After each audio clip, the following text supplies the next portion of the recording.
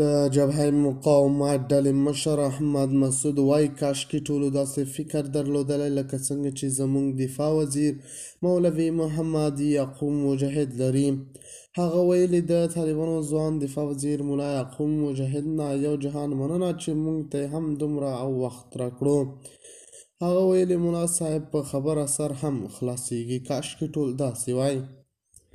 د طالبانو دفاع وزیر ملا یعقوب مجاهد د احمد مسعود زړه ګټلی او هغه ته یې خاصه بلنه هم ورکړې ده. د طالبانو دفاع وزیر ویلي په افغانستان کې نوره جګړه نه غواړمه، افغان ولس ډېر کړېدلی دی، نور یې په کړېدلي حال کې نشم لیدلی. احمد مسعود ویلي د طالبانو دفاع وزیر مې فکر بدل کړو.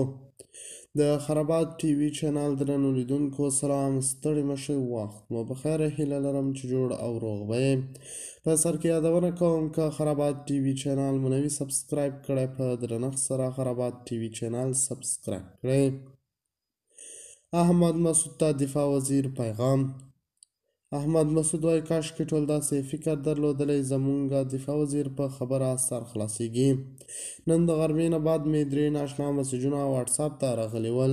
د جوړ تازه نه وروسته یې راته ځان معرفي کړی و چې زه ملا یعقوب د ملا محمد عمر اخوندزوی د افغانستان منتخب دفاع وزیر یم. یعقوب ملا جان بیچاره مې واټساپ ته پیغامونه پرېښودي ول چې تاسې ولې جنګ ته بیا ځوانان هڅوئ، ولې جنګ ته بیا راځئ، ولې جوړ افغانستان ړنګوئ. د الله روی وکړئ چې اوس سولیز افغانستان مړنګوئ، تاسو ته عفه شي او راشئ افغانستان ته. هیڅکله به هم تاسو ته زیان ونه رسیږي او افغانستان کې به تاسو ته ښه قدر او عزت درکړل شي.